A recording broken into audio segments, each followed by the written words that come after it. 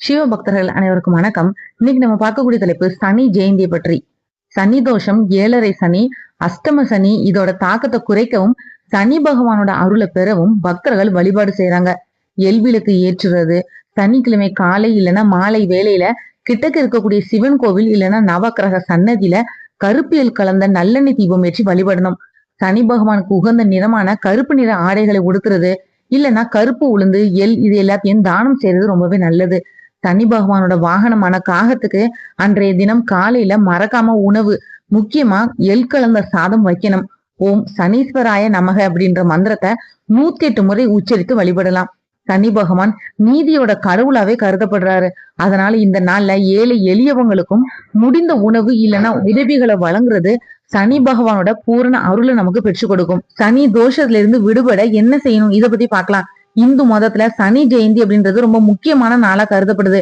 கர்ம காரகன் அப்படின்னு ஜோதிட சாஸ்திரத்துல அழைக்கப்படக்கூடிய சனி பகவானால கடுமையா பாதிக்கப்பட்டவங்க அதுல இருந்து விடுபடுறதுக்காக வழிபாடுகளும் பரிகாரங்களும் செய்யறதுக்கு ரொம்ப ஏற்ற நாளா சனி ஜெயந்தி இருக்குது.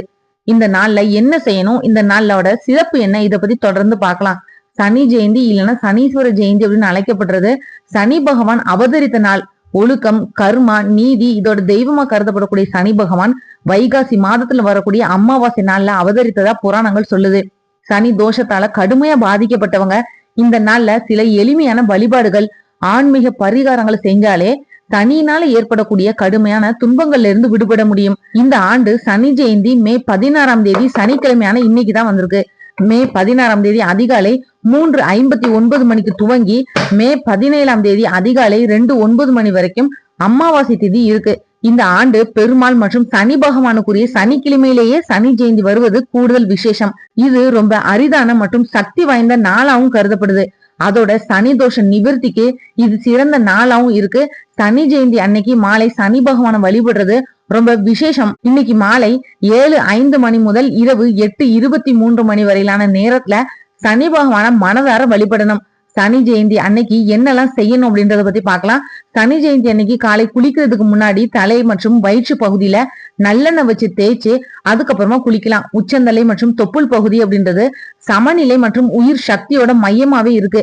நல்லெண்ணெய் சனி பகவானுக்கு உரியது அப்படின்றதுனால இதை பயன்படுத்தி குளிக்கிறதுனால சனி தோஷத்தோட தாக்கம் பெருமளவு குறையும்னு நம்பப்படுது. மனித உடல்ல சனி கிரகத்துக்கு உரிய பாகமா கருதப்படுறது என்னன்னா பாதம் தான். ஒரு மரத்தட்டுல கைப்பிடி அளவுக்கு கல் உப்பை வச்சு அதுக்கு மேல வெறும் காலோட பாதங்கள் நல்ல அந்த உப்புல படும்படி 10 நிமிடங்கள் அமைதியா நிக்கணும். அதுக்கப்புறமா அந்த உப்பை தண்ணீர்ல கரைச்சிடலாம். அதுக்கப்புறமா பாதத்துல கொஞ்சம் நல்லெண்ணெய் வச்சு உங்களோட கைகளால மெதுவா தேய்ச்சிட்டு அப்புறம் குளிக்க போகலாம். இது உடல் ஆரோக்கியத்துக்கு மட்டும் இல்லாம சனி தோஷத்துல இருந்து விடுபட உதவக்கூடிய பரிகாரம் தான் இது. கர்ம வினைகள் நீங்கவும் சனியால ஏற்படக்கூடிய கடுமையான துன்பங்கள், அவமானங்கள் இதுல இருந்து விடுபட சனி ஜெயந்தி அன்னைக்கு கால பைரவரை வழிபடுறது ரொம்பவே நல்லது. இந்த நாள்ல கால பைரவர் அஷ்டகம் படிக்கிறது இல்லைன்னா எழுதுறது கூட நல்ல பலனை நமக்கு கொடுக்கும். இந்த நாள்ல சனி பகவானுக்குரிய மந்திரங்களை ஜபித்து வழிபடுறது சாலையோரத்துல வசிக்கிறவங்க, மாற்றுத்திறன் கொண்டவங்க, யாசகம் பெறுறவங்க ஆகியோருக்கு தேவையான பொருட்களை தானமா தரலாம் இல்லைன்னா தேவையான உதவிகளையும் செய்யலாம். இதனால சனி பகவான் மனம் மகிழ்ந்து அருள் கொடுப்பாரு.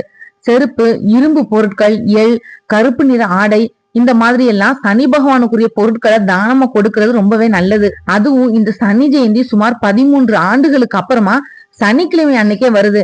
இதனால இந்த ஆண்டுல சனி ஜெயந்தியோட முக்கியத்துவம் பன்மடங்கு அதிகரிக்குது. அது மட்டும் இல்லாம இந்த நாள்ல பல மங்களகரமான சுப யோகங்களும் ராஜ யோகங்களும் உருவாகி இருக்கிறதுனால சில ராசிக்காரர்களுக்கு சனி பகவான் பரிபூர்ண ஆசையும் வழங்க போறாரு. இப்போ 13 வருடம் கழிச்சு சனிக்கிழமையில வரக்கூடிய சனி ஜெயந்தியால உச்சத்தை தொட போகக்கூடிய ராசிக்காரர்கள் யார் யார் அப்படின்றத பத்தி பார்க்கலாம்.